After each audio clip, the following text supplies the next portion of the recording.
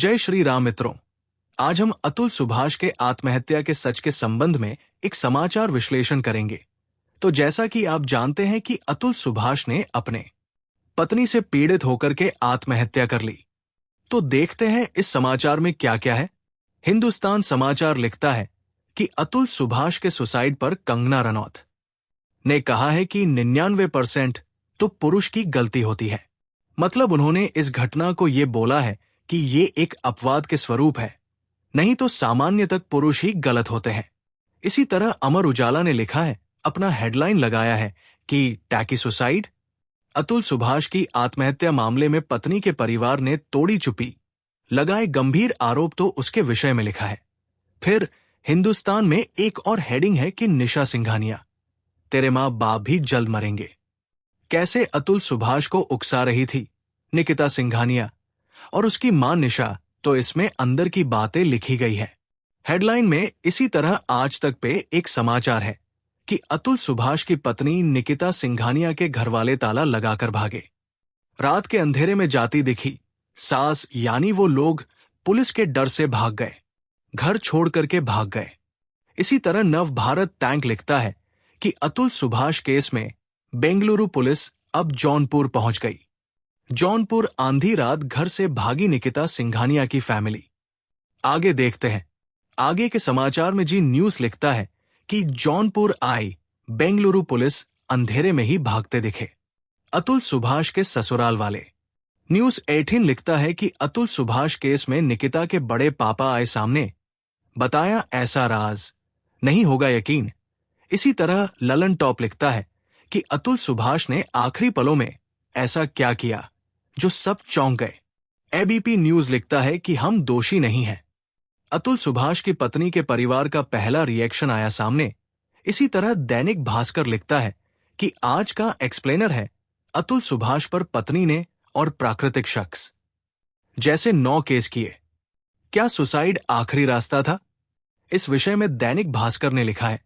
फिर जागरण लिखता है कि अतुल सुभाष पेशी में 40 बार जौनपुर आकर टूट गया था। अतुल, निकिता के चाचा ने खुद को बताया निर्दोष। फिर इसी तरह जनसत्ता में धारा 498 के दुरुपयोग पर भड़के वकील अतुल सुभाष की मौत के बाद आक्रोश जाने क्या कहती है। ये धारा, इस धारा के विषय में भी कहा गया। फिर इंडिया टीवी का जो न्यूज है वो लिखता है, अतुल, सुभाष और निकिता की हुई थी लव मैरिज। निजी जिंदगी को लेकर सामने आई ये बड़ी जानकारी। इस तरह रिपब्लिक भारत लिखता है कि वो 4-5 दिन नहीं नहाती थी, इसलिए संबंध नहीं बनाता था। अतुल सुभाष की दर्दनाक दास्तां। अतुल पर निकिता ने दर्ज कराए थे 9 मामले। शादी के 99% मामलों में गलती पुरुषों की। बेंगलुरु के इंजीनियर अतुल सुभाष की आत्महत्या पर कंगना रनौत ने जताया दुख। ठंडे दिमाग वाली खुदकुशी क्या कटघरे में? समाज भी है जवाब। यूपी तक की जब आप इसे पढ़ेंगे, मैं मर चुका हूंगा। दहेज केस में जान देने वाले अतुल का आखिरी पोस्ट आया सामने। इन शॉर्ट में पत्नी की मांगे पूरी करने के लिए पति के खिलाफ अक्सर इस्तेमाल होता है दहेज निरोधक कानून। सुप्रीम कोर्ट ने भी ये बात बोली है। इंजीनियर की आत्महत्या को लेकर ऑनलाइन आक्रोश के बीच इन शॉर्ट्स में आरोपी छूटे तो अस्थियां गटर में बहा देना। 80 मिनट के वीडियो में आप बीती पत्नी, सास समेत 4 पर एफआईआर।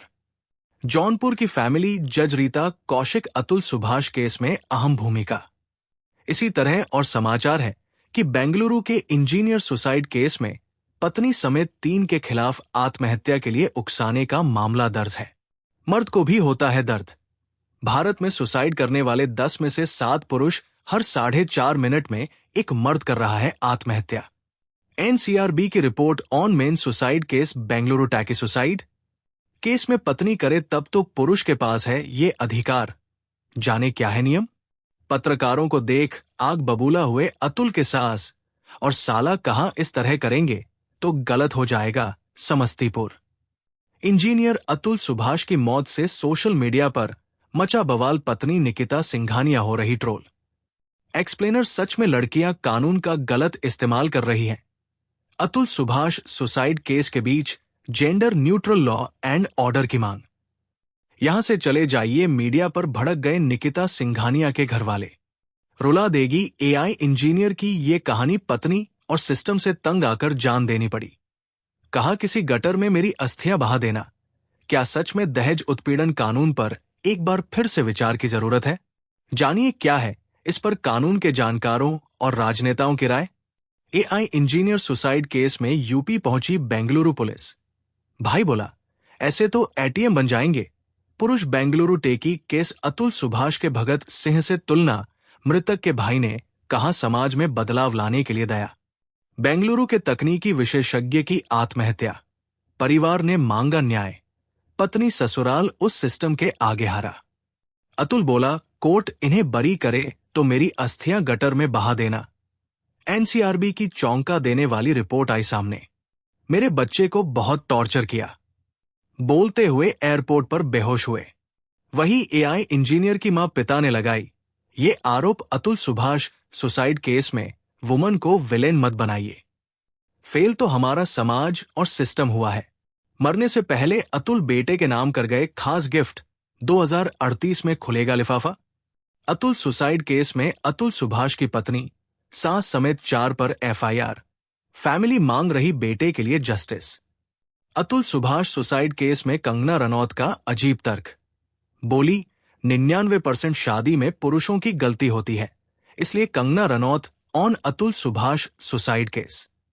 कंगना रनौत ने अतुल सुभाष की मौत पर जताया अजब तरीके से दुख। कहा 99% मर्दों की गलती। जौनपुर अतुल सुभाष की सास ने लिया बेटी का पक्ष। दामाद पर ही जड़ दिए आरोप। मीडिया पर भड़की। बेंगलुरु पुलिस पहुंची जौनपुर तो रातों रात में ही फरार हुआ निकिता सिंघानिया का परिवार।